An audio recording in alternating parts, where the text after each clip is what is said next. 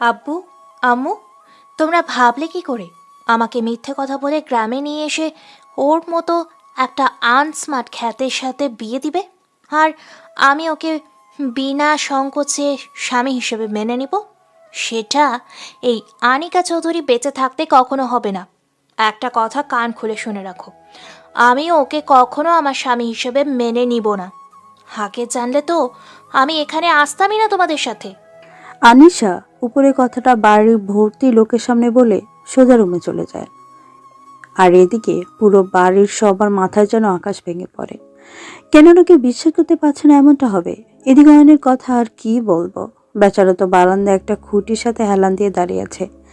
আনিসের বাবা মাও কাউকে মুখ দেখার মতো অবস্থা দেখছে না, কেননা তারা অয়নের বাবা মাকে বড় মুখ করে কথা দিয়েছেন তাদের মেয়ের সাথে অয়নের বিয়ে দেবে। আর সেটা বাস্তবায়ন হয়ে গেছে। কিন্তু সমস্যা হয় যখন আনিশা অয়নকে বাসর ঘরে দেখে, তখন আনিশা অয়নকে স্বামী হিসাবে মানতে নারাজ। তার জন্য আনিশার বাবা আনিসুর রহমান অয়নের বাবা মাকে বলে, ভাই ভাবি, আমাদের ক্ষমা করে দিয়েন। আমরা কখনো ভাবিনি আনিশা এমনটা করবে।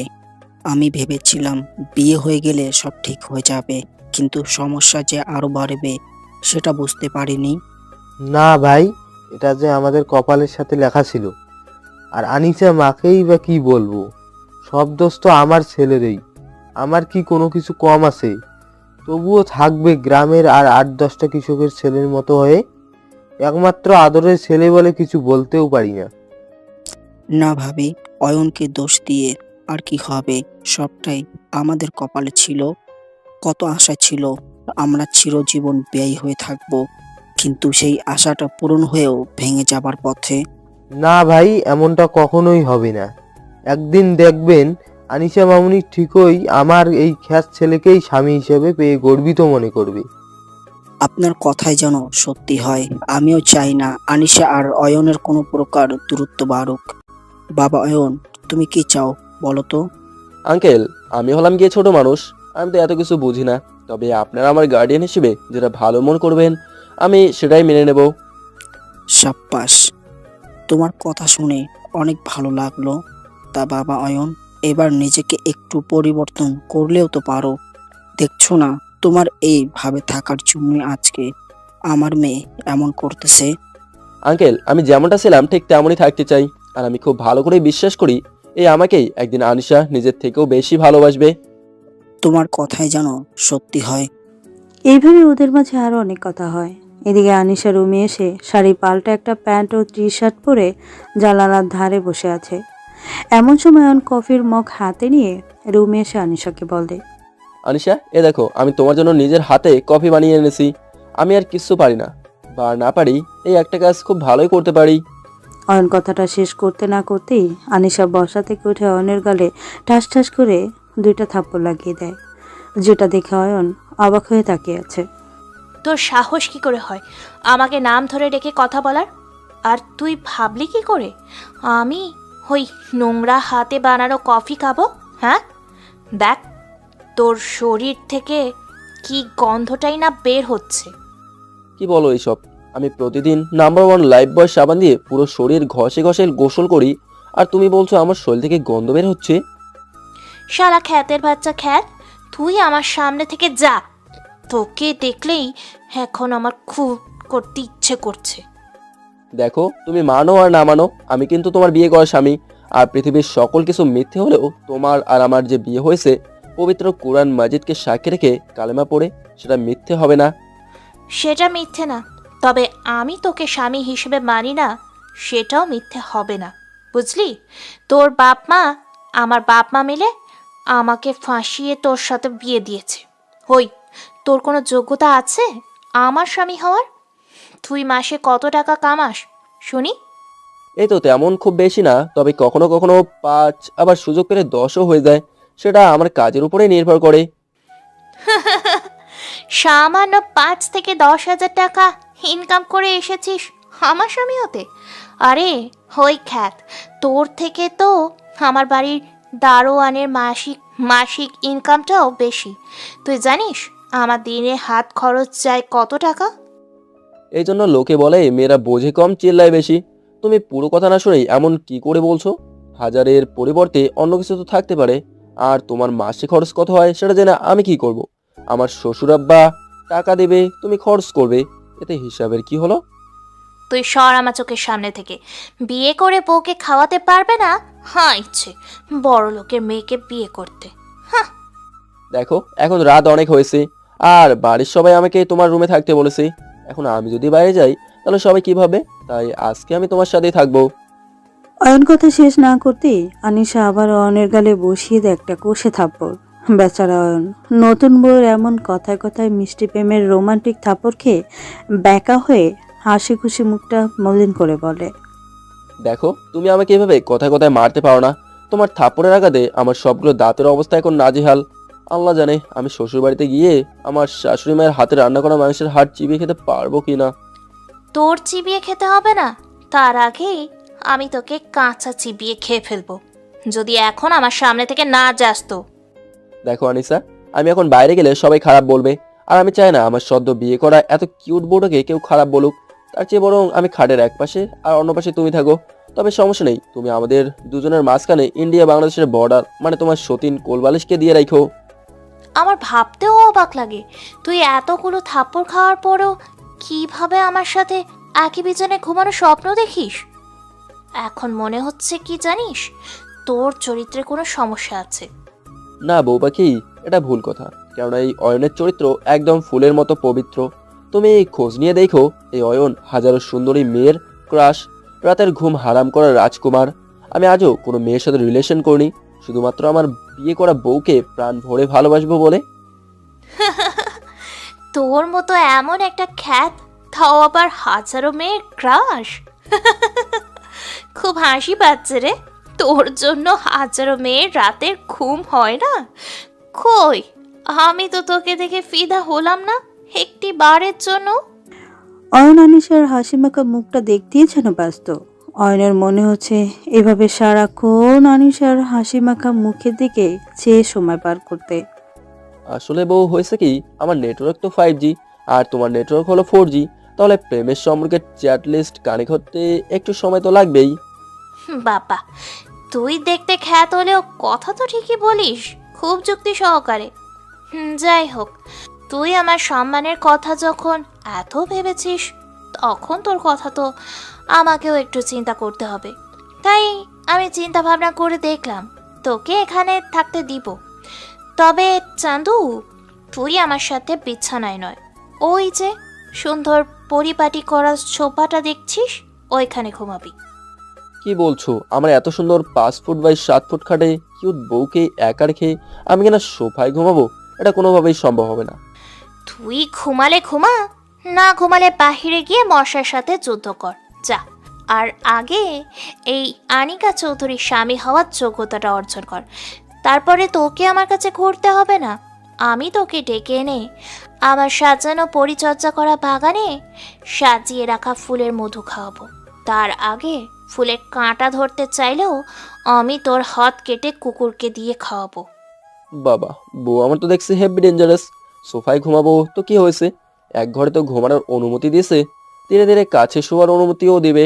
শুধু কষ্টকে আঁকড়ে ধরে সময়ের অপেক্ষা করতে হবে, এই আর কি। আচ্ছা ঠিক আছে, আমি এখানেই ঘুমাবো। তবে তোমার ওই সুন্দর দেহের। অয়ন পুরো কথাটা শেষ না করতেই আনিশা আবারও ঠাস করে থাপড় লাগিয়ে দেয় অয়নের সুন্দর নরম তুলতুলে গালে। লুচু বেটা, তোর সাহস কি করে হয় আমার সামনে এমন বাজে কথা বলার? হ্যাঁ, আমি কোথায় বাজে কথা বলছি? হ্যাঁ, আমি তো বলেছি তোমার ওই সুন্দর দেহের পাশে পড়ে থাকা কাঁথা আর বালিশ দেওয়ার জন্য। ও, আমি আরো ভাবলাম অন্য কিছু। তুমি তো এমনটাই ভাববে, কই একটাবার তো ভুল করে আমি তোমার স্বামী সেটা ভাবো না। এবার থাপ্পড় খেতে না চাইলে চুপচাপ শুয়ে পড়, না হলে তোর খবর করে ছাড়বো বললাম। আর এই নে, ধর তোর কাঁথা আর বালিশ। ধন্যবাদ বউ পাখি। তোর ধন্যবাদের ক্যাথায় আগুন। আর একবার যদি তুই আমাকে বউ বলেছিস তো তখনই দেখবি তোর আমি কি হাল করি। তুই এই আনিকা চৌধুরীর নরম রূপটা দেখেছিস, এখনো গরম রূপটা দেখিসনি। অয়ন আর কোনো কথা না বলে থাপড় খাবার ভয়ে চুপচাপ ঘুমিয়ে যায়। আনিশার দিকে তাকিয়ে অয়ন আনিশার দিকে তাকিয়ে ঘুমিয়ে গেছে বলে আনিশা সেটা দেখে মনে মনে বলে, দেখছেন আপনারা, এই মানুষটা কত লুচু হলে এমন স্বভাবের হতে পারে। ঘুমাই গেছে তবুও আমার দিকে তাকিয়ে থেকে লুইচামি করতেছে। মনে হচ্ছে সরার বজ্জাত জামাইয়ের চোখ উপড়ে তুলে ফুটবল খেলি। আল্লাহ, তুমি কেন এই অপদার্থ খ্যাত ছেলেটাকে আমার কপালে জুঠালে? দেশে কি আর কোনো মেয়ে খুঁজে পাওনি ওর লেভেলের? আনিশা উপরে কথাগুলো ভাবতে ভাবতেই ঘুমিয়ে যায়। সকালে আনিশার আগে অয়ন ঘুম থেকে উঠে মসজিদে গিয়ে নামাজ পড়ে রুমে এসে দেখে আনিশা এখনো পড়ে পড়ে ঘুমাচ্ছে। তাই অয়ন আনিশার কাছে এসে একবার ডাক দেবার প্রস্তুতি নিয়ে আবার ডাক না দিয়েই পেছনে এসে ভাবে, ওকে, কি ডাকবো নাকি ডাকবো না? না ডাকি, সকাল হয়েছে অনেক। এই যে, না থাক, ডাকলে কি যেন মনে করে আমার নম গালাটার 12টা বাজে কে জানে।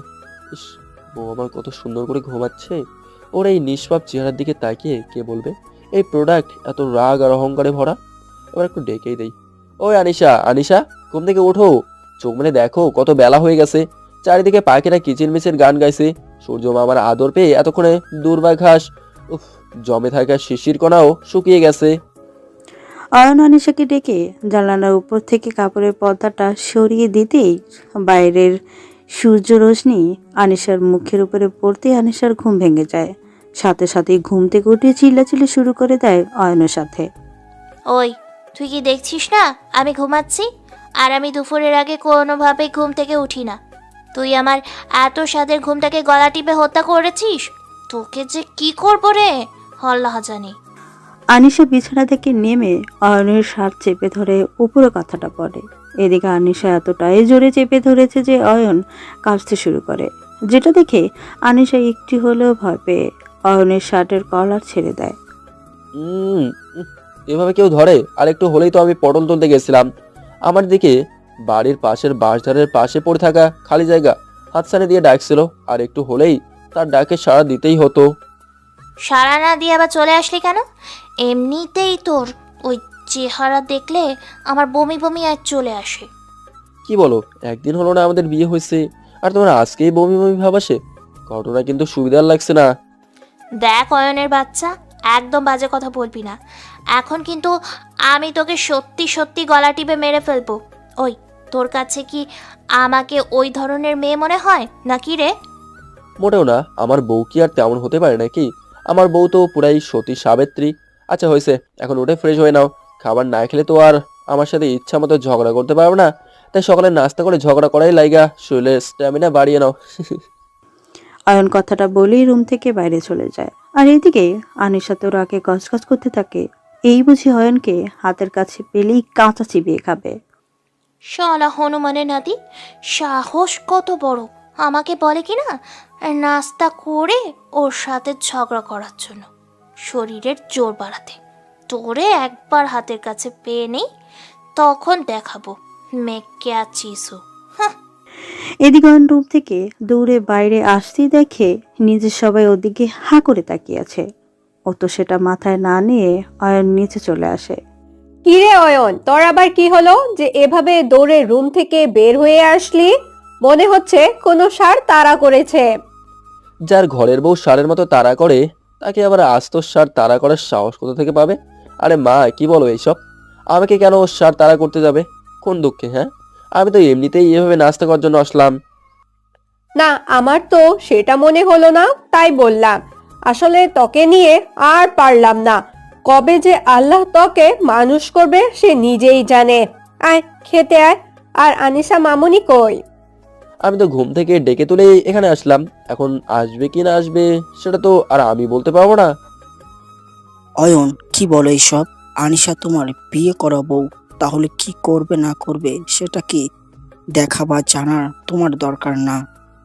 আঙ্কেল, সে যদি আমাকে তার স্বামী হিসেবে মানতো তাহলে না হয় তার শত ঝাড়ি খেয়েও শুনতাম। কিন্তু এখন ঝাড়ির পরিবর্তে না থাক। আম্মু নাস্তা দাও তো, আমি বন্ধুদের সাথে আড্ডা দিতে যাব। ঠিক আছে আয়, আমি খাবার দিচ্ছি। আর হ্যাঁ, তুই কিন্তু আনিশা মামুনির সাথে একদম খারাপ ব্যবহার করবি না, বলে দিলাম। মা কি যে বলো না, আমার কি আর সেই কপাল আছে তার সাথে খারাপ ব্যবহার করার? তার আগে সে নিজেই তো আমার সাথে শুরু করে দেয়। বাবা অয়ন, তুমি যখন বন্ধুদের সাথে আড্ডা দিতে যাবা তাহলে সাথে আনিশাকেও নিয়ে যাও। ও তোমার সাথে ঘুরে ঘুরে তোমাদের পুরো গ্রামটা উপভোগ করতে পারবে। আঙ্কেল কি বলেন এইসব? বউ আমার যাবে কিনা ঘুরতে, তাও আবার আমার সাথে? এই কথাটা আমি কোনোভাবেই হজম করতে পারছি না। আঙ্কেল, আমাকে একটা চিমটি কাটুন তো দেখি, আমি জ্ঞানে আছি নাকি অজ্ঞানে আছি। আরে বাবা, তুমি জ্ঞানেই আছো, আর আনিশা তোমার সাথেই ঘুরতে যাবে। আমি ওকে বলে দিচ্ছি। ঠিক আছে, সে যদি যেতে চায় আমার সাথে তো আমি নিয়ে যেতে রাজি আছি। তবে আমার সাথে যেতে হলে তাকে শাড়ি পরে যেতে হবে, নচেত আমি নেব না। ওই সেরা ফাটা পোশাক পরা দেখলেই আমার মাথা খারাপ হয়ে যায়। আচ্ছা বাবা, আমি সেটাও ওকে বলে দিচ্ছি। আর আমার মেয়ে আমার কথা শুনবেই, এটা আমি জানি খুব ভালো করেই। তুমি তাহলে খেয়ে নাও, আনিশা আসুক, আমি বলি কেমন? ঠিক আছে, আপনি যেটা ভালো বোঝেন সেটাই করেন, আমার কি। আমি তো চাই সে আমার সাথে ঘুরতে যাক। ঠিক আছে অয়ন, আমি আনিশাকে ডেকে বলতাছি। এই আনিশা, আনিশা, হ্যাঁ বাবা বলো। আনিশা, এখানে একটু আয় তো, তোর সাথে কথা আছে। এদিকে বাবার ডাক শুনে আনিশা রুম থেকে নিচে ওর বাবার সামনে এসে বলে, আবু, তুমি আমাকে এখানে কি কারণে ডেকেছো বলো তো? এমনিতেই ওর চেহারা দেখতে আমার পেটের ভিতরে যা আছে সব বেরিয়ে আসতে চাই। ছি মা, এমন কথা কেউ বলে নিজের স্বামীকে নিয়ে? ও তোর বিয়ের কথা স্বামী, সো তোর উচিত ওকে সম্মান দিয়ে কথা বলা। স্বামী? My food! ওর মতো খ্যাতকে আমার স্বামী মানতে বয়ে গেছে, তার উপরে আবার সম্মান। হাসছি। সে যাই হোক, তুমি আমাকে কেন ডেকেছো সেটা আগে বলো। ও হ্যাঁ, অয়ন নাকি বাইরে ঘুরতে যাচ্ছে, তাই আমি ভাবলাম তুই জামাই বাবাজির সাথে বাইরে থেকে ঘুরে আয়। এমনিতেই তো এখানে আসার পর বাড়ির বাইরে তেমন কোথাও যেতে পারিনি। বাপের কথা শুনে আনিশার শান্ত থাকা মেজাজটা তো হাই লেভেলের গরম হয়ে যায়। রাগে লুকে তাকিয়ে ওর বাবাকে বলে, আব্বু, তুমি ভাবলে কি করে আমি ওর মতো ছোট লোকের সাথে বাইরে ঘুরতে যাব? আমি মরে গেলেও তো ওর সাথে যাব না। দেখ, আমাকে একদম রাগাবি না, তোকে যা বলছি তুই সেটাই করবি। ছোটবেলা থেকে তোর কোনো চাহিদা অপূর্ণ রাখিনি। যখন যা চেয়েছিস সব তোর নিজের ইচ্ছেকেই প্রাধান্য দিয়েছি। তাহলে আমরা তো বাবা মা হয়ে এই একটা কাজ কি করে আমাদের ইচ্ছে করতে পারি না? আব্বু, আমি অস্বীকার করছি না যে তুমি আমার আশা অপূর্ণ রেখেছো। তোমাদের ইচ্ছে আমার পূরণ করা দরকার, তাই বলে তোমরা আমার জন্য এর মতো একটা খ্যাতকে ধরে আনবা? সেটা তো হবে না। তোমরা তো একটা ভালো স্মার্ট কোটিপতির ছেলেও আমার জন্য খুঁজে আনতে পারতা, তাই না? হ্যাঁ, অবশ্যই সেটা করতে পারতাম, কিন্তু আমাদের কাছে তোর জীবন সঙ্গী হিসেবে অয়নকেই বেটার মনে হয়েছে। যেটা আমরা বুঝলেও তুই বুঝতে পারছিস না, তবে তুই একদিন ঠিকই বুঝবি। আমরা তোর জন্য খ্যাত ছেলে নই, বরং বেছে বেছে সোনার টুকরো ছেলেই জোগাড় করেছি। হ্যাঁ, তোমরা যে আমার জন্য কত বড় সোনার টুকরা ছেলেকে জোগাড় করেছো সেটা বুঝেছি। এখন কথা হলো, আমি ওর সাথে কোথাও যেতে পারবো না। এতে তোমরা রাগ করো আর ঘোষা করো, সেটা একান্তই তোমাদের ব্যক্তিগত ব্যাপার। আনিশা কথাটা বলি সেখান থেকে সোজা তেজ দেখিয়ে রুমে চলে যায়। আনিশার বাবা নিজের রাগকে আটকে রাখতে না পেরে আনিশাকে কিছু বলতে যাবে, অমনি অয়ন আটকে নেয়। আঙ্কেল, আপনি হুদায় রাগ করছেন, এমনটা করা ওর অধিকার আছে। কারণ এখনকার যুগে মেয়ের অনুমতি নিয়েই বিয়ের কাজ করলে ভালো হয়, সেখানে আপনারা ওকে জিজ্ঞাসা না করে আমার মতো একটা বান্দর ওর গলায় ঝুলে দিয়েছেন। আমি বলি কি, ওকে জিজ্ঞেস করে দেখে হয়তো আনিসার পছন্দের কোনো মানুষ আছে। সে থাক, আর যাই হোক, যতই অপছন্দের মানুষ থাকুক, সেটা বিয়ের আগে ছিল। এখন আমরা তোমাকে পছন্দ করে ওর সাথে বিয়ে দিছি, তো ওকে এখন তোমাকেই স্বামী হিসেবে মানতে হবে। আনিশার বাবা কথাটা বলে সেও সেখান থেকে তেজ দেখিয়ে চলে যায়। আর বেচারা অয়ন সেখানে দাঁড়িয়ে দাঁড়িয়ে ভাবতে থাকে, শালার পোড়া কপাল আমার, কপাল গুনে একটা বউ পাইছি। মাগার বউ রাগের উপরে মাস্টার্স করে থাকলে শ্বশুর আমার পিএইচডি করছে। ধুর, কিছুই ভাল লাগে না। অয়ন আর কিছু না ভেবে সেখান থেকে বের হয়ে বাইকটা নিয়ে সোজা বাইরে চলে আসে। অয়নের মন খারাপ দেখে ওর বন্ধুরা বলাবলি করতেছে, রানা, দেখেছিস আমাদের বন্ধুর কি অবস্থা?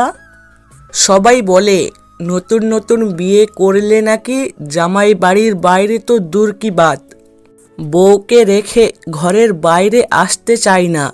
আর এইদিকে অয়নের অবস্থা দেখ। কিরে অয়ন, তোর মুখের এই অবস্থা কেন?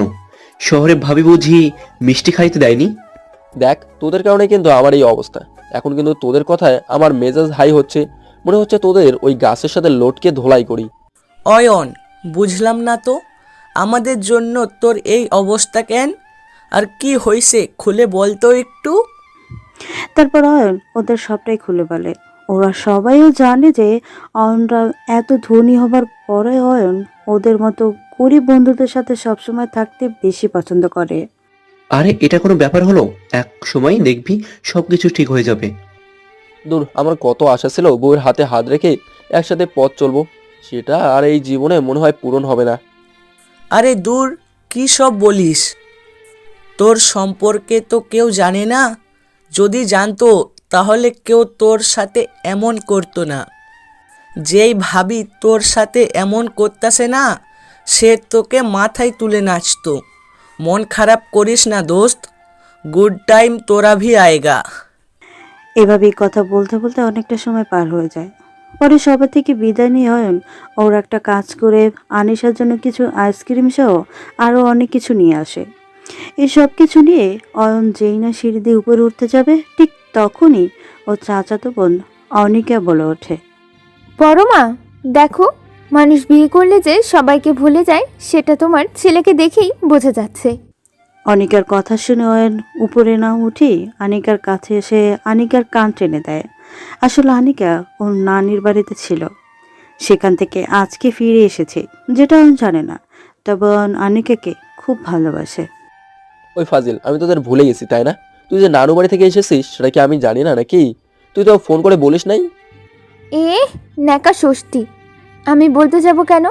তুই ফোন করে জানতে পারিস নাই আমি তোর বোন হই, তো আমার থেকে দায়িত্ব তোর বেশি। ওই যে মেরে বেহনা, তোর সাথে আমি কোনোভাবেই পেরে উঠবো না। যদিও তোর সাথে পেরে উঠিয়েও ঠিক মা এসে আমাকে কোনো না কোনোভাবে হারিয়ে দিবেই। তা আমাকে দেখে কি জন্য বললি আমি তোদের ভুলে গেছি?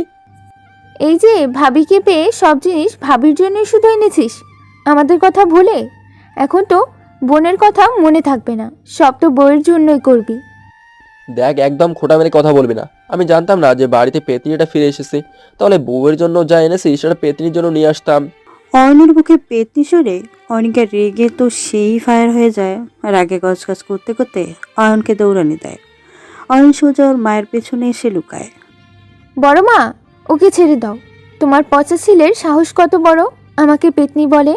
আজকে আমি ওর ঘাড় মুটকি দিব। ওই পেতনি, তুই মানুষটাই তো 1.5 ফুটের, তাহলে এই 5 ফুট 8 ইঞ্চের মানুষটাকে মারবি কি করে?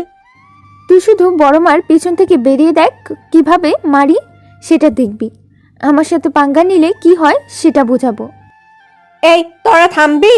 এতদিন বাড়িতে তোরা দুইটা একসাথে ছিলি না, বাড়িটা খুব শান্তিতে ছিল। অয়ন, তুই বৌমার জন্য যা এনেছিস সেখান থেকে কিছু এই পিচ্চিকে দিয়ে দে, না হলে কইলাম তোর নিস্তার নেই। মার কথা শুনে অয়ন অনিকাকেও কিছু দেয় না। আসলে অনিকাকে অয়ন ও যেমন ভালোবাসে, বাড়ির বাকি সবাইকেও ঠিক তেমনই ভালোবাসে। এক কথায় এই পুরো বাড়িটাকে অনিকা একাই মাথায় করে রাখে। কি ভাবছেন অনিকা খুব বড় মানুষ? আরে না, অনিকা সবে ক্লাস 5-এ পড়ে। কিন্তু ওর কথা শুনে কেউ বলবেই না এ একটা পিচ্ছি, যেন 80 বছরের বুড়ি। বড় মা বিচার করে দিল দেখে তুই বেঁচে গেলি, না হলে তোর খবর আমি করেই ছাড়তাম। এখন যা আমার সামনে থেকে, তাহলে ধীরে ধীরে যদি আমার সে লেভেলের তোর উপরে রাগ ওঠে একটু কমে। আইসে কি আমার রাগওয়ালি রে! ওই তোর নাক টিপলে তো এখনো দুধ বের হবে, তাহলে আমাকে ভয় দেখাস কেমন? হ্যাঁ, বড় মা, দেখেছো তোমার ফাজিল ছেলে আমাকে পিচ্ছি বলছে?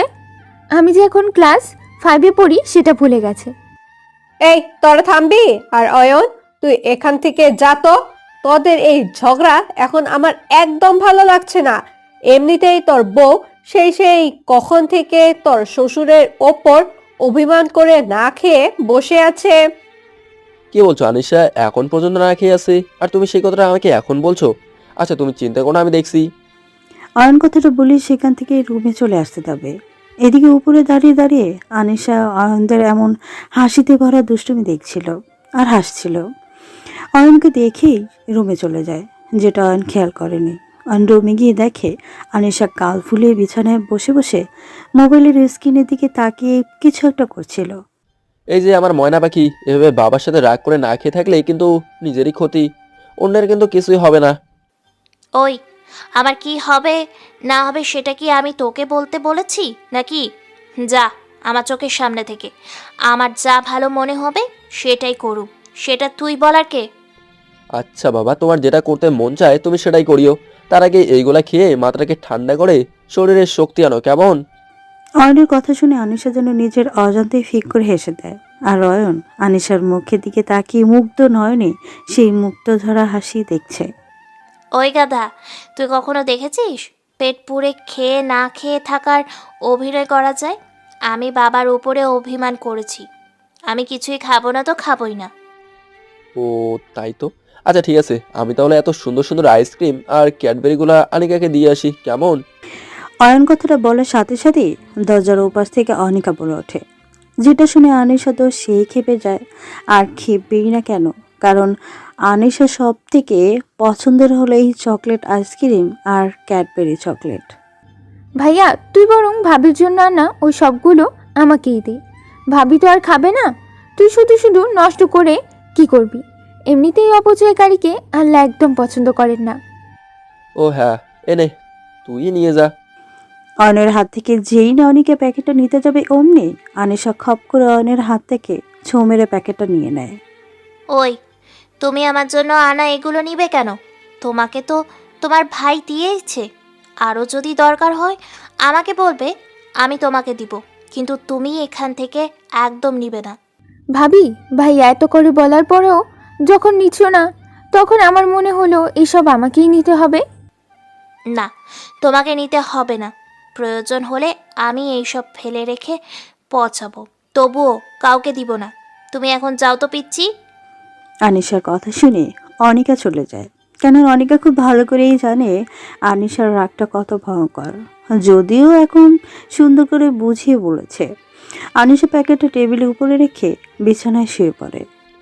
এগুলা তুমিও খেলে না আর অনিকাও নিতে দিল না, এটা কি তুমি ভালো করলে? একদিন দেখবে খাবার জোগাড় করা কতটা কষ্টের। বাপের হোটেলে খাওয়াতেও বুঝতে পারো না। অয়ন কথাটা বলে শেষ করতে না করতেই আনিশা অয়নের গালে ঠাস ঠাস করে 2টা থাপ্পড় লাগিয়ে দেয় আর বলতে থাকে, তোর জ্ঞান শোনার জন্য আমি এখানে বসে নেই, বুঝলি? তুই কি ভেবেছিস আমি তোর মতো মূর্খ অশিক্ষিত? আমার কোনো জ্ঞান নেই? আরে, আমি লন্ডন থেকে ডাক্তারি পড়েছি, আর সেই আমি কিনা নিতে যাব তোর মতো আনস্মার্ট খ্যাতের কাছ থেকে জ্ঞান? ভালোই ভালোই তুই যদি এমনই আমার সামনে থেকে না যাস, আমি কিন্তু নিজের ক্ষতি করে ফেলবো বলে দিলাম। আনিসের বলা কথাগুলো শুনে নিজের অজান্তেই অয়নের চোখে পানি চলে আসে, কেন অয়নকে এভাবে কেউ কখনো বলেনি।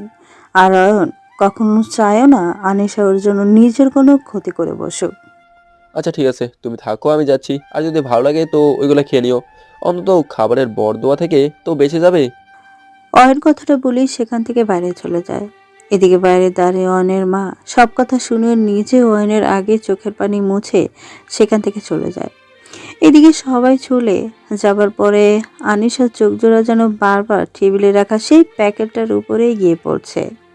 না পারছে না খেতে, আবার না পারছে এভাবে নিজের পছন্দের জিনিসের কাছ থেকেও দূরে থাকতে। আনিশা ইগোকে শিকলে বেঁধে রেখে মনটাকে নরম করে প্যাকেটে রাখা সবগুলো আইসক্রিম আর ক্যাডবেরি খেয়ে ফেলে। খেয়ে দরজার দিকে তাকিয়ে বলতে থাকে, উফ বাবা, বড় বাচ্চা বেঁচে গেছি, কেউ দেখেনি। আর কি স্বাদ, কতদিন পরে নিজের পছন্দের জিনিস খেলাম। যাই, প্লেটটা ফেলে দেই, না হলে মূর্খটা এসে আবার নানা রকমের প্রশ্নের ঝুলি নিয়ে বসবে। আনিশা কথাটা বলি সব খালি প্যাকেটগুলো বাইরে আবর্জনা রাখার বালতিতে রেখে এসে আবারও আগের মতো শুয়ে থাকে। কিছু সময় ফোনে কথা বলে আনিশার মেজাজটা একটু হলেও ঠান্ডা হয়। এদিকে অয়ন সোফায় বসে আছে। এমন সময় ওর মা রাতের খাবারের জন্য বলে, অয়ন, যা তো রুমে গিয়ে আনিসাকে সাথে নিয়ে আয় খেতে। একটু পরেই সবাই খেতে আসবে। ঠিক আছে মা, আমি যাচ্ছি। অয়ন মন খারাপ করে আস্তে করে উপরে কথাটা বলে রুমে চলে যায়। এদিকে অয়নের মা ঠিকই বুঝে যায় ছেলের মন একটুও ভালো নেই। মায়ের মন তো এমনই হয়, কিছু বলা লাগে না, এমনিতেই বুঝে যায়। এদিকে অয়ন রুমে এসে নিচে চলো, মা ডাকছে খাবার খাওয়ার জন্য, আর সবাই মনে হয় অপেক্ষা করতেছে। তোর ক্ষুধা লাগলে তুই গিয়ে খা, আমি খাবো না, যা এখান থেকে। আনিসের কথার কোনো জবাব না দিয়ে অয়ন বারবার রুমের সব জায়গায় সেই প্যাকেটটা খুঁজতে থাকে, কিন্তু কোথাও দেখতে না পেয়ে বলে, আচ্ছা আনিশা, একটা কথা বলো তো, আমি যে তোমার জন্য আইসক্রিম ও ক্যাডবেরি আনলাম, সেগুলো তুমিও খেলে না আর আনিকাকেও দিলে না, তাহলে এখন ওইগুলো কোথায় চলে গেল? আমি কি জানি, দেখ, হয়তো ইঁদুরে নিয়ে গেছে। ইঁদুর তো হবেই, তবে আমি খুব ভালো করে জানি সেই ইঁদুরটা বেশ বড় আর বুদ্ধিমান, তাই তো সারা মুখে চকলেটের দাগ লাগিয়ে রেখেছে। অয়ন কথাটা বলেই হাসতে হাসতে রুম থেকে চলে যায়। আর এদিকে আনিশা ঠোঁটের কোণে হাত দিয়ে দেখে আসলেই চকলেট লেগে আছে, তাই নিজের মাথায় হালকা একটা থাপড় দিয়ে বলে, ইস, ফাজিল ব্যাটার কাছে ধরা পড়েই গেলাম। আমি যে কেন তখন মুখ মুছছিলাম না, দূর, আমার সব বুদ্ধি লোপ পেয়েছে। এদিকে অয়নকে একা হাসতে দেখে সবাই তো খাবার টেবিলে হা করে তাকিয়ে আছে। আর অয়নকে উদ্দেশ্য করে ওর শ্বশুর বলে, কি ব্যাপার অয়ন, তুমি একা আসলে যে? আনিশা আসলো না কেন? ও আর বলিয়েন না, আমি এত করে বললাম আসতে, যে সবাই একসাথে খেতে মজা অনেক, কিন্তু ওর নাকি কিছুই ভালো লাগছে না, তাই আসলো না। সমস্যা নেই, আমি ওর জন্য রুমে খাবার নিয়ে যাবনি। সত্যি করে বলো তো, আনিশা কি ঠিক এমনটি তোমাকে বলেছে, নাকি আমাদের তুমি তোমার মন গড়া কাহিনী বলে শোনালে? হ্যাঁ, শ্বশুরের এমন কথার জবাবে আমি কিছুই বলতে পারি না, কি বা বলবো, তাই না? আর নিসার সাহেব ব্যাপারটা বুঝতে পেরে আর বেশি কিছু না বলে খাবার খেয়ে রুমে যাওয়ার আগে বলে, বিয়ান, আমি তো এখানে প্রায় 1 সপ্তাহের বেশি দিন থাকলাম। আমার আর কোনোভাবে থাকা সম্ভব হচ্ছে না। অফিস থেকে ফোন করে যাচ্ছে, তাই আমি ভাবছি আমরা আগামীকালকে ঢাকায় চলে যাব। আর কয়টা দিন থেকে গেলে হয় না? এমনিতে এইসবের মাঝে তোকে তেমন সময় দিতেই পারলাম না, খাওয়ানো তো দূরেই থাকলো। না ভাই, ভাগ্যে যদি ভালো হয় তাহলে না হয় আবারও এমন শুভ দিনে 2 বন্ধু মিলে খুব মজা করব। সেই পর্যন্ত না হয় অপেক্ষায় থাকি। তুই যেটা ভালো বুঝিস সেটাই করিস, তবে একটা কথা কি, আমরা তোর মতের বিরুদ্ধে কখনোই যাব না। আচ্ছা ভাইজান, আনিসা মামুনি কেউ কি তাহলে আপনাদের সাথে নিয়ে যাবেন নাকি? আমি তো চাইছিলাম ওকে আপনাদের কাছে একেবারের জন্য রেখে যেতে, কিন্তু ওর যেই জেদ আর মেজাজ, তাতে কখন কি করে বসে সেটার তো ঠিক নাই। তাই ভাবছি আনিশাকে আমাদের সাথে নিয়ে যাব। আর অয়ন বাবা তো এখন ফিরে আছে, তাই ওকেও নিয়ে যাব। শহরে পরিবেশে থাকলে নিজেকেও একটু পরিবর্তন করতে পারবে। কিন্তু ভাইজান, অয়নকে আপনাদের সাথে নিয়ে যাবেন, সেটা কি আনিসা মা মানবে? ভাবি, এত চাপ নিয়েন না তো, আমি তো আছি। আচ্ছা, আপনারা তাহলে খাবার খান। আমি রুমে গেলাম।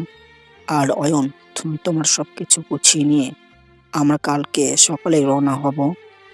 ঠিক আছে আঙ্কেল, সেটা না হয় হবে, কিন্তু আমার তো কেমন ভয় লাগছে, আনিসা ওখানে গেলে না জানি আমার সাথে কি করে বসে।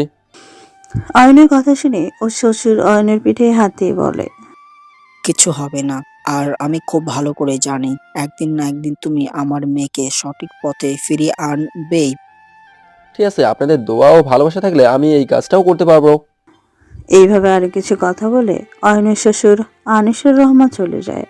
আর অয়ন ওর মাকে বলে, মা, তোমার জেদি বউ তো খাবার খেতে আসলো না রাগ করে, যেই বড় রাত, খিদে তো অবশ্যই লাগবে, তাই বলি কি তুমি আমার কাছে খাবার পাঠিয়ে দাও, রাতে যদি ক্ষুধা পায় তো খাবেনি, না হলে অমনি থাকবেনি। ঠিক আছে, তুই একটু দাঁড়া, আমি ব্যবস্থা করে দিচ্ছি। ঠিক আছে মা, আমি সবাই বসে টিভি দেখছি। অয়ন কথাটা বলেই সোফায় বসে টিভি ছেড়ে ওর পছন্দের হিন্দি ভাষায় সিএডি দেখতে থাকে।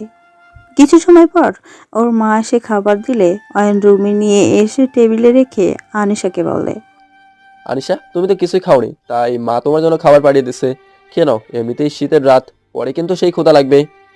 তোর চিন্তা তুই কর, আমার চিন্তা তোকে করতে হবে না। আমি নিজেকে নিয়ে ভাবতে জানি, বুঝেছিস? কি অভূত। ঠিক আছে মহারানী। অয়ন কথাটা বলি বিছানা থেকে কম্বলটা নিতে যাবে অমনি আনিশা একটা ছাড়ি দিয়ে বলে, ওই, তুই এটা নিচ্ছিস, আমি তাহলে কি গায়ে দেবো? হ্যাঁ, আর তোর কিছুই পড়তে হবে না, এমনিই থাক। আমার আবার 2টা কম্বল ছাড়া শীত যায় না এমনিতেই। তোদের ওই গ্রামে যেই পরিমাণে শীত। তাহলে আমি এই শীতের রাতে কিভাবে থাকবো? যদিও তোমাকে জড়িয়ে ধরে থাকতে পারতাম, তাহলে হয়তো কম্বলের দরকার পড়তো না। এক থাপ্পড় দিয়ে তোর সব দাঁত ফেলে দিব, লুইচ্ছা ব্যাটা। যা ঘুমা গিয়ে। দেখ, এবার শীতের রাতে খালি গায়ে ঘুমাতে কত মজা। আমাকে বউ বানানোর শখ আমি এভাবে মেটা। অয়ন আর কিছু না বলে জ্যাকেটটা পরে একটা চাদর মুড়ি দিয়ে ঘুমিয়ে পড়ে। এই শীতে কি আর এভাবে থাকা যায় বলেন? এদিকে মাঝরাত পর্যন্ত আনিশা বিছানায় এপাশ ওপাশ করতে থাকে, কিন্তু কোনো মতেই যে ওর চোখে ঘুম ধরা দিচ্ছে না। পেটে ক্ষুধার জ্বালায়। না, এভাবে আর রাগ করে না খেয়ে থাকা যাবে না। ইস, পেটের মাঝে মনে হয় ইঁদুর দৌড়াদৌড়ি করতেছে।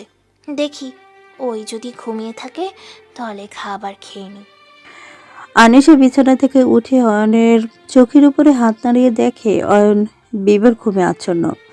যখনই আনিশা চলে আসবে তখনই অয়ন শীতে কাঁপতে কাঁপতে ঘুমের ঘরে আনিশাকে জড়িয়ে ধরে।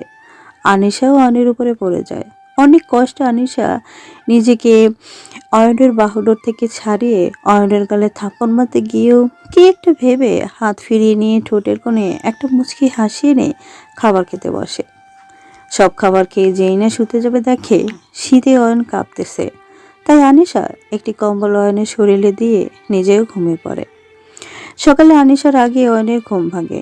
অয়ন নিজের গায়ে কম্বল দেখে খুশি হয়ে উঠে নামাজ পড়তে মসজিদে চলে যায়। দেখতে দেখতে বেলা 8টা বাজে, তবুও আনিশা ঘুম থেকে উঠছে না দেখে ওর শাশুড়ি অনিকাকে দিয়ে ওকে ডাকতে পাঠায়। অনিকা গিয়ে দেখে আনিশা এখনো ঘুমাচ্ছে, তাই অনিকা বুকে একটু ফু দিয়ে ধীরে ধীরে আনিশাকে ডাকে। ভাবি, ও ভাবি, উঠো, বড় মা তোমাকে ডাকছে নাস্তা করার জন্য। অনিকা একটা ডাক দিতেই আনিশা ঘুম থেকে জাগ্রত হয়, আর অনিকার কথার জবাবে আনিশা আস্তে করে বলে, আচ্ছা ঠিক আছে, তুমি যাও, আমি ফ্রেশ হয়ে তারপরে আসতেছি, কেমন? ঠিক আছে ভাবি, আমি গেলাম। তুমি রেডি হয়ে একদম নতুন বউয়ের মতো সেজেগুজে এসো। অনিকা কথাটা বলেই দৌড়ে চলে যায়, কেননা আনিশা কখন কি করবে তার বিশ্বাস নেই। এদিকে আনিশা অনিকার কাণ্ড দেখে হাসে, তবে কিছুই বলে না। একটু পরে আনিশা ফ্রেশ হয়ে নিচে আসে, একটা টি শার্ট আর জিন্স পরে, যেটা দেখে অয়নের একদমই ভালো লাগছিল না। তাই অয়ন একটু নাস্তা করেই চলে আসে। আর এদিকে আনিশা সাহেব কিছু বলতে গেলেও সবার সাথে দেখে কিছু বলে না। আনিশাও তেমন কোনো কিছুতে তোয়াক্কা না করে নাস্তা করে রুমে আসতে যাবে এমন সময় আনিসা, তুমি গিয়ে রেডি হও, আমরা আজকে ঢাকায় ফিরে যাব। আনিশা ওর বাবার কথা শুনে তো সেই খুশি, আর খুশি হয়েই ওর বাবাকে বলে, সত্যি বলছো বাবা? তার মানে আজকে থেকে আমাকে আর এই খ্যাতের সাথে থাকতে হবে না? ইস, ভাবতেই কি রকম যেন একটা ফিলিংস হচ্ছে। মামুনি, এত খুশি হয়ে কাম নেই, কেননা অয়নও আমাদের সাথেই যাচ্ছে, বুঝলে? এইবার বাপের কথা শুনে আনিশার হাসি খুশিতে ভরে ওঠা মুখটা অমাবস্যার রাতের মতো অন্ধকার ছেয়ে যায়। মুখটা মলিন করে সেখান থেকে আর কিছু না বলে রুমে চলে আসে, কেননা আনিশা ভালো করেই জানে এখন আর কিছু বললে ওর বাবা শুনবে না। এদিকে অয়ন রুমে এসে সব কিছু গুছিয়ে রেডি করে একটা প্যান্ট ও একটা পাঞ্জাবি পরে নেয়। অয়নকে এই পোশাকে দেখতে খুবই ভালো লাগছে, তবুও কেন যে আনিশার চোখে ভালো দেখাচ্ছে না সেটা আল্লাহই ভালো জানে। আসলে এটা সত্যি, যদি কোনো মানুষকে কেউ অপছন্দ করে তাহলে সে যদি হাজারো স্মার্ট ড্রেস নিয়ে তার সামনে আসে তবুও সে তাকে অপছন্দই করবে, যেখানে সবাই তাকে পছন্দ করে। এদিকে আনিশা অয়নের দিকে তাকিয়ে মাথা থেকে পা পর্যন্ত খুব ভালো করে দেখে বলে, ওই খ্যাতের বাচ্চা, তোকে বাবা বলছে আমাদের সাথে যেতে, আর তুই নাচতে নাচতে যেতে রাজি হয়ে যাচ্ছিস, তাই না? মনে রাখিস, আমাকে যেমনটা দেখেছিস আমি তার থেকেও বেশি ভয়ঙ্কর, যেটা তোকে হরে হরে বোঝাবো আমি। আনিশা অয়নের মুখের সামনে এসে হুমকি জড়ানো কথাটা বলে নিজে সব কিছু গুছিয়ে রেডি হয়ে নেয়। কিছু সময় পরে ওরা বের হয়ে আসে। আসার সময় আনিশা কাউকে কিছু বলে না, যেটা দেখে ওর শাশুড়ি একটু হলেও মন খারাপ করে, কিন্তু অয়নের জন্য কিছুই বলতে পারে না। ওদের গাড়ি চলতে থাকে, যেহেতু চিলি থেকে ঢাকার জার্নিটা একটু লম্বাই, তাই ওরা মাঝ পথে একটা রেস্টুরেন্ট দেখে গাড়ি থামিয়ে। তোমরা সবাই নামো, যেহেতু দুপুর হয়ে গেছে তাই এখান থেকে আমরা কিছু খেয়ে নেব, না হলে পরে আবার সমস্যা হতে পারে, যেটা আমি কোনোভাবেই চাই না। ঠিক আছে বাবা। আর ওই ফকির, তোর যদি খিদে লাগে তো ফুটপাত থেকে কলা পাউরুটি কিনে খেয়ে নে। তোর পেটে তো আবার এইসব দামি খাবার হজম হবে না, তাই শুধু শুধু টাকা দিয়ে অসুস্থ কিনে কি লাভ? আনিসের কথাটা অয়নের মনে তীরের মতো বিঁধলেও অয়ন মনকে পাথরের মতো শক্ত করে আনিসের কথার জবাবে কিছুই বলে না। এদিকে আনিসের কথা শুনে আনিসার বাবা খুব রেগে গিয়ে বলে, দেখ আনিশা, আমি তোকে কিছু বলছি না দেখে ভাবিস না আমি তোকে ছেড়ে ছেড়ে কথা বলবো। আসলে তোকে আদর দিয়ে দিয়ে একটু বেশি মাথায় তুলেছি। আঙ্কেল থাক না, ওকে আর কিছু বলার দরকার নেই। আমি বরং ফুটপাতের কোনো একটা দোকান থেকে কিছু খেয়ে নিচ্ছি, আপনার ভিতরে গিয়ে খেয়ে নেন কেমন? তোমার যা ইচ্ছে হয় তুমি তাই করো। অয়নের শ্বশুর রাগ দেখেই ভেতরে চলে গেলে সবাই তার পিছনে পিছনে চলে যায়। আর এইদিকে অয়ন রাস্তার পাশে ভালো একটা রেস্টুরেন্ট দেখে খাবার জন্য ভিতরে গেলেই অবাক হয়ে যায়। কেননা অয়ন ভিতরে কালো সুটবুট পরা এমন 4জন মানুষকে দেখতে পায়, যারা অয়নকে দেখলেই ছাড়তেই চাইবে না। তাই অয়ন তাদের সামনে না গিয়ে সেখান থেকে অন্য আর একটা রেস্টুরেন্টে চলে আসে। সেখান থেকে পেট ভরে খেয়ে গাড়ির কাছে এসে দাঁড়িয়ে আছে, কেননা এখনো আনিশার বের হয়নি। আর সেই 4জন লোক কারা ছিল সেটা পরে জানতে পারবেন। অয়ন ওদের জন্য অপেক্ষা করতে থাকে। একটু পর সবাই চলে আসে। অয়ন, তুমি খেয়েছো তো তোমার বউয়ের অর্ডার মতো ফুটপাথের কলা আর পাউরুটি? হ্যাঁ আঙ্কেল, আমি খেয়েছি। আচ্ছা কথা না বাড়িয়ে এখন তাহলে যাওয়া যাক, কি বলেন? চলো। আর অয়ন, তুমি তো গাড়ি ড্রাইভ করতে পারো, তাই আমি বলি কি, এখন তুমি যদি একটু ড্রাইভ করতে খুব ভালো হতো। ঠিক আছে আঙ্কেল, আমি ড্রাইভ করতেছি, আপনারা গাড়িতে উঠে বসেন। অয়নের মুখে বারবার আঙ্কেল আঙ্কেল শুনে কেন জানি আনিশা সাহেব অনেকটাই রেগে যায়, আর রেগে গিয়ে বলে, আচ্ছা অয়ন, আমি তোমার শ্বশুর, তাহলে তুমি কোন কারণে আমাকে আঙ্কেল বলে ডাকো শুনি? আপনাকে এখনো আমি শ্বশুর বলে ডাকার অধিকার পাইনি, তাই আপনাকে আঙ্কেল বলে ডাকতেই আমার ভালো লাগে। আর তাছাড়া আপনাকে আগে থেকে আঙ্কেল বলে অভ্যস্ত তো, বুঝতেই পারছেন। অয়নের কথা জবাবে আনিশার বাবা কিছুই বলে না, কেননা সে খুব ভালো করেই জানে অনেক ভুল কিছু বলেনি। অয়নও তাদের সাথে আর কিছু না বলে গাড়িতে উঠে গাড়ি ড্রাইভ করতে শুরু করে। অয়নের গাড়ি ড্রাইভ করা দেখে মিস্টার আনিশার বলে, আচ্ছা অয়ন, আমি যতদূর জানি তুমি কোনোদিন ঢাকায় আসোনি, তাহলে আমি পথ বলে না দেওয়া সত্ত্বেও তুমি গাড়ি চালাচ্ছ কিভাবে? এই রে, এবার বুঝি কিছু একটা ফাঁদে পড়েই গেলাম। আসলেই তো, আমি তো ঢাকায় আসিনি। আসলে হয়েছে কি আঙ্কেল, এখন তো টেকনোলজি আগের মতো পিছিয়ে নেই। টেকনোলজি এখন অনেক ফাস্ট হয়ে গেছে। এই যে গাড়িতে লাগানো জিপিএস এর মাধ্যমে আমি পথ দেখছি, এই জিপিএস আমাকে গাইড করতেছে। ও আচ্ছা, তোমার থেকে আজকে একটা নতুন জিনিস শিখলাম, যেটা এর আগে কখনো শুনিনি। বাবা, আমি বুঝি না, এটা তোমার কাছে নতুন করে শেখার কি হলো? এটা এমন সবাই জানে। সবাই জানলে কি হবে, আমি তো আর জানতাম না, অয়ন বলাতেই না জানতে পারলাম। অয়ন, সামনের ওই বড় বাড়িটায় গাড়ি ঢুকাও, ওইটাই আমাদের বাড়ি। ঠিক আছে আঙ্কেল, আপনি যেভাবে বললেন আমি ঠিক সেভাবেই করতেছি, কেমন? হুম, তাহলে ঠিক আছে। আনিশা সাহেবের কথা মতো অয়ন গাড়ি নিয়ে ওই বড় বাড়িটায় ঢুকিয়ে পার করে গাড়ি থেকে সবাই নামলে অয়ন হাঁ করে বাড়িটার দিকে তাকিয়ে থাকে, কেননা সবাইকে বুঝতে হবে তো নাকি যে অয়ন এমন বাড়ি জীবনেও দেখেনি, এই প্রথমবার দেখলো। অয়নকে এভাবে হাঁ করে তাকিয়ে থাকতে দেখে আনিশা বলে, কি রে খ্যাত, জীবনে এমন বাড়ি আগে কখনো দেখিসনি নাকি? এমনভাবে তাকিয়ে আছিস যেন পুরো বাড়িটাকেই চোখের মাঝে লুকিয়ে ফেলবি। হ্যাঁ। আহ আনিশা, আমি বুঝি না তুই কেন জামাই বাবাজির সাথে এমন করিস। আনিশা ওর বাপের ধমক জানানোর কথা শুনে আর কিছু না বলে সোজা বাড়ির ভেতরে চলে যায়, সাথে আনিশার বাবাও চলে যায়। সবাই যখন ভিতরে চলেই গেল তখন আর অয়ন বাইরে দাঁড়িয়ে থেকে আর কি বা করবে, তাই সেও ভিতরে চলে আসে। অয়নের ভেতরে ঢুকে আরো বেশি অবাক, কেননা বাইরের তুলনায় বাড়ির ভেতরটা অনেক বেশি সুন্দর। শ্বশুর আমার আর কিছু করুক বা না করুক, তবে মনের মতো একটা রাজপ্রাসাদ বানিয়েছে। ইস, দেখলে এই জন্য চোখ জুড়িয়ে যায়। এদিকে অয়ন ভিতরে এসে কোথায় যাবে সেটা বুঝতে পারে না, কেননা কেউ সেখানে নেই, সবাই যার যার রুমে চলে গেছে। তাই অয়ন সেখানে দাঁড়িয়ে দাঁড়িয়ে ভাবতে থাকে। এখন আমি কোন রুমে যাবো? সবাই তো চলে গেছে। আমার মিষ্টির শাশুমাকেও দেখছি না। দূর, কি যে করি কিছুই বুঝতেছি না। যাই, উপরের ওই রুমটাতে যাই। আমার মনের বিশ্বাস ওইটাতেই আমার রাগী বউয়ের রুম। যেইভাবে সেই কাজ, অয়ন নিচে আর এক মুহূর্ত দেরি না করে সোজা ওই রুমের সামনে চলে আসে। অয়ন দরজা ঠেলে ভেতরে ঢোকার সাহস হচ্ছে না, কেননা যদি অন্য কারো রুম হয়। মনের সকল ভয়কে শার্টের বাম পকেটে রেখে অয়ন দরজা ঠেলে ভেতরে ঢুকেই সামনে তাকিয়ে ঠাডা পড়া মানুষের মতো ট্যাচু হয়ে যায়। অয়নের চোখ জোড়া সামনের দিকেই শুধু চেয়ে আছে। আর এদিকে অয়নকে দেখে আনিশা তাড়াতাড়ি বিছানা থাকা চাদরটা টান দিয়ে শরীরে জড়িয়ে নেয়। আনিশা নিজের রাগে সামলাতে না পেরে অয়নের গালে ঠাস ঠাস করে থাপ্পড় লাগিয়ে দেয়। অয়নের ধ্যানই থাপ্পড় খেয়েই ভাঙে। ওই খ্যাতের বাচ্চা, তোর সাহস কি করে হয় আমার রুমে আসার, তাও আবার আমার অনুমতি না নিয়ে? আমার কি দোষ? আমি তো তোমার রুম কোনটা সেটা জানি না, আর নিচে কেউ ছিল না, তাই আন্দাজ করে এটা তোমার রুম ভেবে দরজা খুলে পেয়ে ঢুকে পড়েছি। তুই আসলেই একটা লুইচা। তা না হলে এভাবে কারোর ইজ্জত, ছি, বলতেই ঘৃণা হচ্ছে।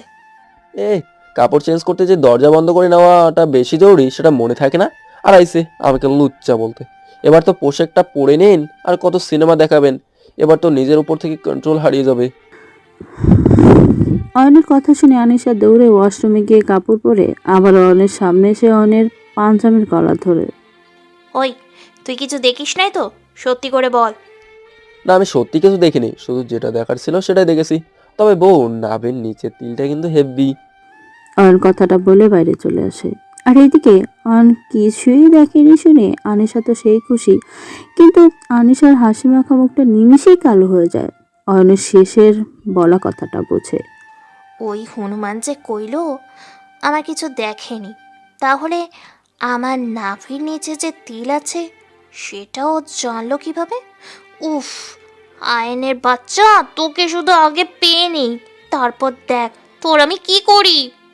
এদিকে ওর নিচে এসে দেখে ওর শ্বশুর সোফায় বসে আছে, আর পাশেই চা হাতে দাঁড়িয়ে আছে ওর মিষ্টি শাশুড়ি। বাবা অয়ন, তুমি দাঁড়িয়ে আছো কেন? আসো, এখানে বসো আর তোমার শ্বশুরের সাথে চা খাও। না আন্টি, আমি চা খাবো না, আপনি বরং আঙ্কেলকেই চা দিন। সে কি বাবা, তোমার শাশুড়ি এত আদর করে বলছে এক কাপ চা খেতে, আর তুমি মানা করতেছো? এটা কিন্তু আমার মোটেও ভালো লাগলো না। আঙ্কেল, আপনি এমনটা ভাববেন জানলে আমি জীবনেও চা খেতে মানা করতাম না। আন্টি, আমাকেও চা দিন, আমি খাচ্ছি। এই তো গুড বয়, দেখছো আনিসের আম্মু, আমার ছেলেটা কত ভালো। হুম, ভালো তো হবেই, দেখতে হবে না ছেলেটা কার। এই নাও বাবা, চা খাও। অয়ন চা নিয়ে খেতে থাকে আর নানা রকমের কথা বলতে থাকে শ্বশুর শাশুড়ির সাথে। এদিকে আনিশা উপরে দাঁড়িয়ে দাঁড়িয়ে ওদের সবকিছু দেখছিল আর রাগে ফুসফুস করতে করতে বলছে। শালা খচ্চর বেটা, এক নিমিষে আমার বাবা মায়ের মন গলিয়ে ফেলেছে। মনটাই চাই ওকে ধরে পচা পানিতে ডুবিয়ে মারি। আমার লাইফটাই হেল করে দিয়েছে, কোথাও গিয়ে শান্তি পাই না ওর জন্য। আনিশা উপরে কথাগুলো ভাবছে আর নিচের দিকে তাকিয়ে আছে। এদিকে অয়ন চা খেতে খেতে হঠাৎ উপরে তাকিয়ে আনিশাকে দেখতে পায়। আন্টি দেখেন, আমার বউটা উপরে দাঁড়িয়ে দেখছে আমি আসি নাকি হারিয়ে গেছি, অথচ সামনে থাকলে সহ্য করতেই পারবে না। বাবা অয়ন, ওর তোমাকে দেখে একদম এমনটা ভাবছে না, তবে আমি জানি একদিন আনিশা তোমাকে ওর জীবনে পেয়ে নিজেকে গর্বিত মনে করবে। আনিশার মা, তুমি একদম ঠিক কথা বলেছ। আমি জানি অয়ন আনিশার মনেরও প্রেমের ফুল ফুটিয়ে ছাড়বে ইনশাল্লাহ। আমি তো চাই আনিশা অয়নকে ওর স্বামী হিসেবে মেনে নিক। অয়ন আমাকে আন্টি থেকে শাশুড়ি বলে ডাকার অধিকার পাক। আমার চেয়ে আর নিজের মেয়ের জামাইয়ের মুখে আন্টি শুনতে ভালো লাগে না। আনিশার মা, আমার বুঝি অয়নের মুখে আঙ্কেল ডাকটা শুনতে খুব ভালো লাগে বলো? তোমার মতো আমার যে ভালো লাগে না। আমারও খুব ইচ্ছে হয় অয়নের মুখে বাবা বলে ডাক শুনতে। ইনশাল্লাহ আপনাদের মনের আশা একদিন না একদিন পূরণ করবেই। তার জন্য আমাকে সহ্য করতে হবে প্রচণ্ড কষ্ট, আর অপেক্ষা করতে হবে সময়ের। বাবা, সেটা আমি জানি। আচ্ছা দাঁড়াও, আনিশাকে ডাকি, দেখিও চা খাবে কিনা। ঠিক আছে ডাকেন, তবে আমার মনে হয় না আমার বউ আমার সাথে বসে চা খাবে। আরে বাবা, তুমি এত কনফিডেন্স নিয়ে কিভাবে বলছো? এমন তো হতে পারে আমার ডাক শুনিয়ে আনিশা এখানে চলে আসবে। ঠিক আছে ডাকেন, দেখি সে তো আসলেও আসতে পারে। এই আনিশা, এখানে আয় আর অয়ন বাবাজির সাথে বসে এক কাপ চা খেয়ে নে। দেখ, তোদের জন্য আমি স্পেশাল চা তৈরি করেছি। এদিকে আনিশা তো অন্য জগতের মাঝে হারিয়ে গেছিল। মায়ের কথা শুনে যেন আনিশার হুঁশ আসে, তাই মায়ের কথা জবাবে বলে, মা, আমি না তোমাদের মতো এত পাগল না যে ওর মতো ছোট লোকের সাথে বসে চা খাবো। দেখছো ওই কি পরিমাণের একটা খ্যাত। এই স্মার্ট যুগে এসো 80 দশকের মতো চায়ের কাপে চুমুক দিয়ে খাচ্ছে। ছি!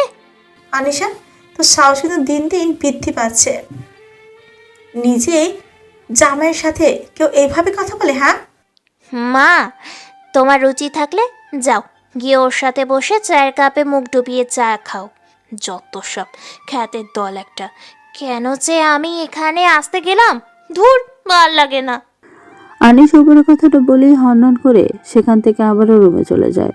আর এদিকে আনিশার বাবা সিঁড়ির দিকে তাকিয়ে বলে, দেখছো আনিশার আম্মু, আমাদের আনিশাটা এখন কত বেয়াদব হয়ে গেছে।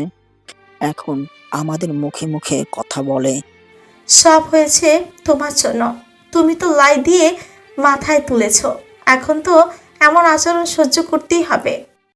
আনিশার আম্মু, একটা কথা ভুলে যাও না, মাথায় তুলতে যখন পেরেছি তখন মাথা থেকে মাটিতে নামিয়ে আনতে 1 মিনিট সময়ও লাগবে না। আচ্ছা, এখন এসব বাদ দিলে কি হয় না বলো? দেখ, ছেলেটা হাসি খুশিতে ভরে থাকা মুখটা মলিন হয়ে গেছে। চাটা না খেয়ে বাইরে চলে গেল।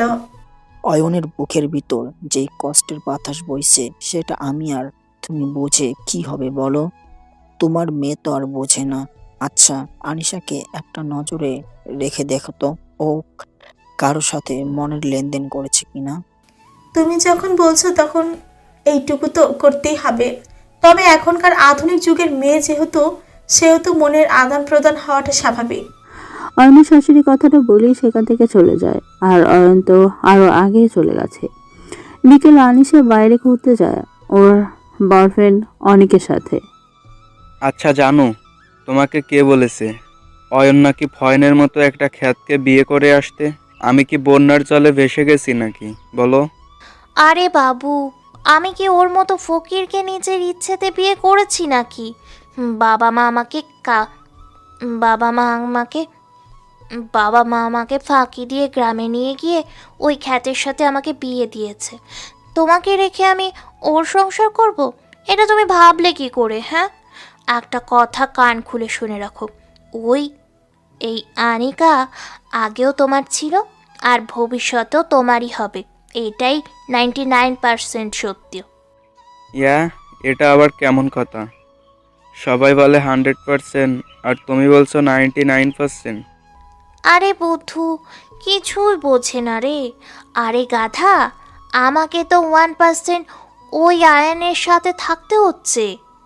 তুমি এমন করে বলেছো, আমি তো বুঝতে পারিনি। আচ্ছা যান, চলো ওই দিকটায় ঘুরে আসি। ওই দিকটায় কেন যাব? এখানে কত কাপল আছে, নিরিবিলি পরিবেশে নদীর কোল ঘেঁষে প্রকৃতি হিমেল হাওয়া দিয়ে যাচ্ছে। আহ, মনে হচ্ছে প্রাণটাই জুড়িয়ে যাচ্ছে। আর সেইটা রেখে তুমি ফাঁকা জায়গায় যেতে বলছো, যেখানে এক ফোঁটা বাতাস খুঁজে পাওয়া যাচ্ছে না। তুমি শুধু হিমেল হাওয়া খেয়ে প্রাণ জোড়ানোর কথাই ভাবলে, আমার যে অন্য কিছু খেয়ে পরাণ জোড়াতে ইচ্ছা করে সেটা ভাবলে না। আজব তো, তোমার কী জিনিস খেতে ইচ্ছে করছে বলো? আমি আশেপাশে না পাওয়া গেলে রেস্টুরেন্ট থেকে অর্ডার করে এনে খাওয়াবো। তবু আমার একটা মাত্র জানকে কষ্ট দিতে পারবো না। আনিশার কথা শুনে অনেক কিছু বলতে যাবে তার আগেই আনিশা অন্যদিকে তাকিয়ে অবাক হয়ে যায়। কেননা আনিশা ওইদিকে অয়নের মতো কাউকে সুটবুট পরে কারোর সাথে কথা বলতে দেখেছে। আনিশা কিছু বলছে না দেখে অনেক বলে, আমি সেই কখন থেকে শুধু একাই বকবক করেই যাচ্ছি, কিন্তু তোমার তো দেখছি আমার সাথে কথা বলার কোনো মুডই নাই। আরে বাবু, সেটা না, আসলে আমি একটা জিনিস থেকে খুব ধ্যানে পড়ে গিয়েছিলাম। আচ্ছা, এখন তাহলে চলো যাওয়া যাক, আমার একদম ভালো লাগছে না। সে কি, আমরা না একটু আগেই আসলাম, আর তুমি এখনই চলে যেতে চাচ্ছ? হুম, আমার একদম ভালো লাগছে না। বাই জানু, টাটা। অনেকের কথা পুরোটা না শুনে আনিশা ব্যাগটা নিয়ে বাসা থেকে উঠে সেখান থেকে চলে যায়, অনেককে রেখেই। আর এদিকে অনেক মনে মনে ভাবতে থাকে, না, আমি তো জীবনে কত মেয়ের মধু প্রাণ করেছি, এত সময় লাগেনি। আর এই শালি আমাকে পাত্তাই দিচ্ছে না। একে যেভাবেই হোক ভোগ করে ওর বাপের সম্পত্তি ভোগ করতে হবে। এদিকে আনিশা সোজা বাসায় চলে এসে দেখে ওর মা সোফায় বসে কফি খাচ্ছে আর টিভি দেখছে। তার সাথে কোনো কথা না বলে সোজা রুমে চলে আসে, আর অয়নকে সোফায় শুয়ে থাকতে দেখে অবাক হয়ে দাঁড়িয়ে থাকে।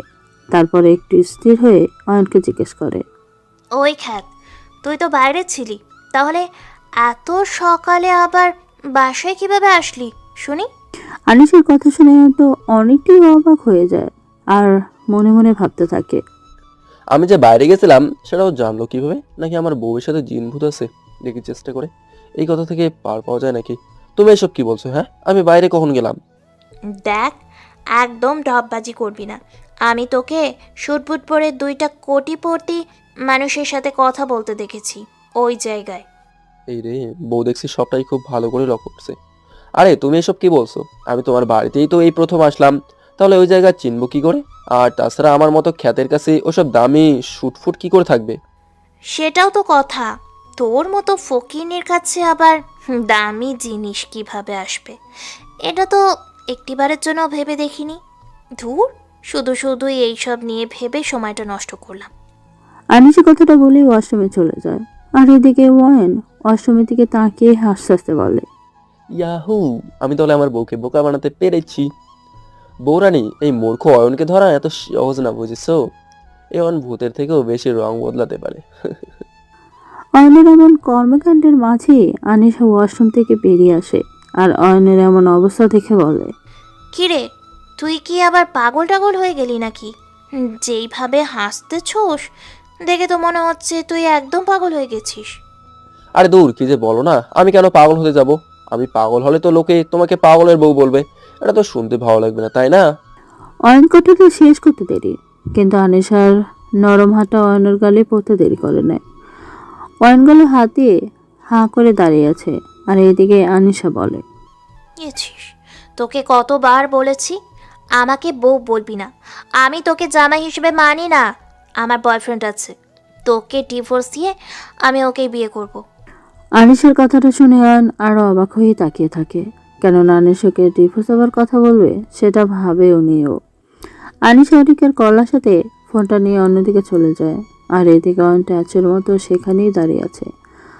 আনিশা কথা বলা শেষ করে এসে দেখে অয়ন রুমে নেই, তাই আনিশা নিজেও নিচে চলে আসে। কি রে আনিশা, অয়নকে দেখছি না যে? কিছু সময় আগে তো রুমেই যেতে দেখলাম। দেখো মা, ওর কথা আমাকে একদম জিজ্ঞেস করবে না। ওর কথা শুনলেই আমার কেমন বমি বমি চলে আসে।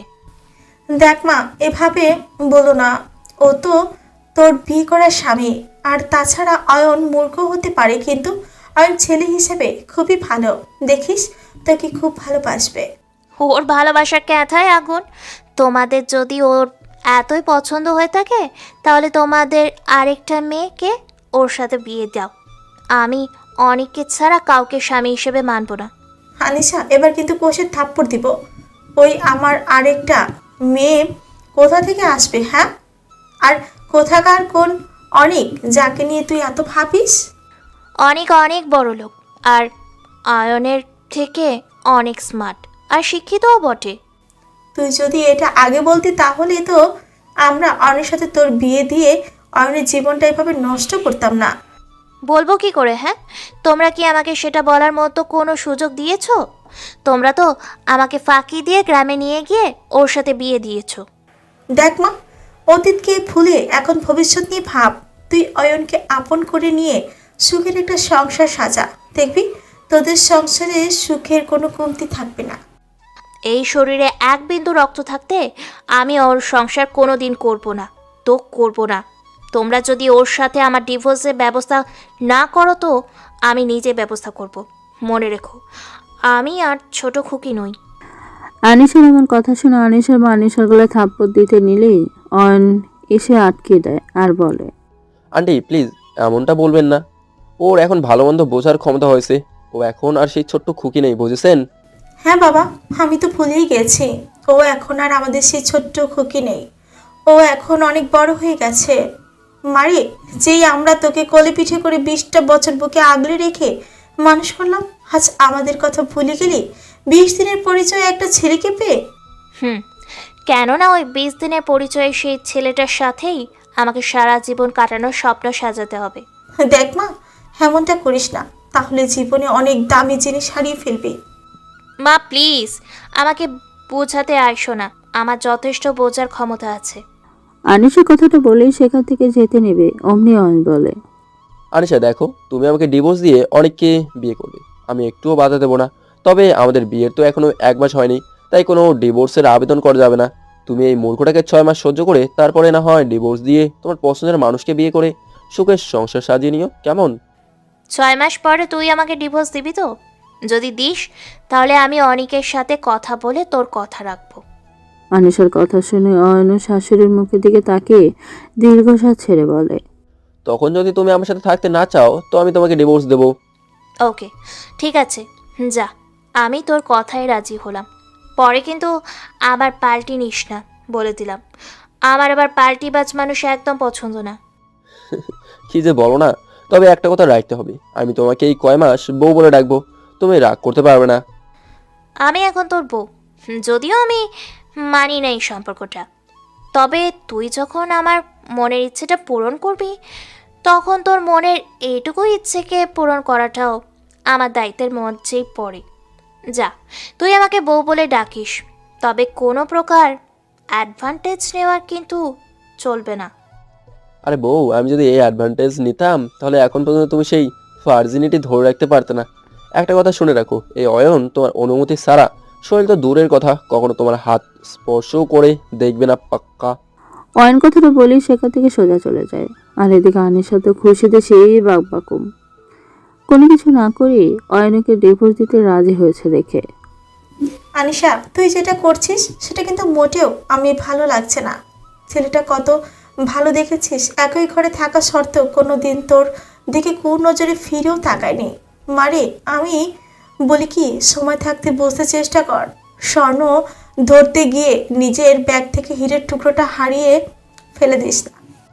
মা, তোমরা আমাকে যত কিছুই বোঝাও না কেন, আমি তো বুঝবো না। কেননা আমি তো অনিকের প্রেমে পাগল।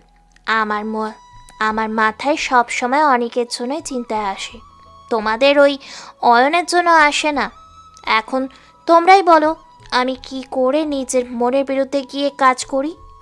তুই যেটা ভালো বুঝিস সেটাই কর, তবে পরে আমাদেরকে যেন রিকোয়েস্ট করিস না।